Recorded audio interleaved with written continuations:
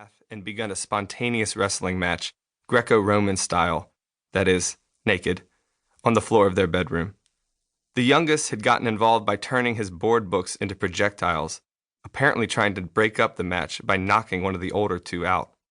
I had recently left my job at an international law firm and started my own business law practice.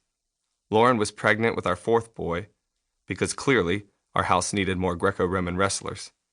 Life was then, as it still is now, fairly high-paced. On the way to the bathroom, I was debating whether I should get back to one of my clients who was in the middle of an investment round, or first clean the kitchen. I was also racking my brain trying to remember whose toothbrush was the Superman one and whose was the T-Rex one, because if I got this wrong, there was going to be more gnashing of teeth than brushing. This was all interrupted when I almost slipped on the bathwater that they had trailed onto the creaking floorboards of our 100-year-old house in Richmond, Virginia. I barely avoided a wipeout by catching myself on a doorknob that almost shook loose, and that's when the switch flips. I don't run out of patience nearly so much as I decide that I am out of patience. The next 10 minutes are a blur. I'm barking orders and moving bodies from one place to another, but it doesn't actually speed anything up. It just makes us all tense. In such moments, I begin to feel like an impotent general, shouting commands that, despite their volume, seem to have little effect on anything. Things like, "I don't care, you are using this toothbrush," and "I pulled the book out of your hands because you were not listening to me," or "No more drinks of water, we are done with water." Finally, I reach the moment I've been waiting for. I turn the lights out and I shut the door. But as I stood in the upstairs hallway, still damp with bathwater, I didn't feel the usual relief of bedtime being over. I felt conflicted and embarrassed. I was thinking about how this was a normal night, which means that their last image of me most days is one of this wild taskmaster, raging about how if they don't get their PJs on this instant, there will be dramatic physical consequences.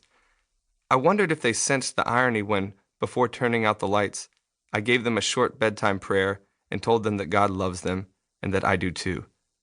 I wondered what they think love means. I'm not sure why this night was the occasion for my epiphany, because it certainly wasn't an unusual evening. In fact, it was typical, which is exactly what led to my epiphany. This is our normal, I murmured to myself, and that was not a good thing. The significance of what's normal. One of the most significant things about any household is what is considered to be normal. Moments aggregate and they become memories and tradition. Our routines become who we are. They become the story and culture of our families. Standing in the hallway that night, I wasn't disappointed with my evening nearly so much as I was disappointed with my ordinary. One night is one thing. A norm is another. Some weeks later, I was discussing our nightly chaos with one of my pastors, Derek, and he suggested I try a bedtime liturgy. "What's that?" I asked. He shared with me one he does with his boys, and I was intrigued.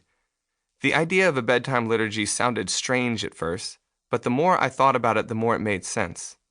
A liturgy, in the formal sense, is a pattern of worship we repeat over and over, hoping that the pattern draws us into worship and forms us in the image of the one we worship.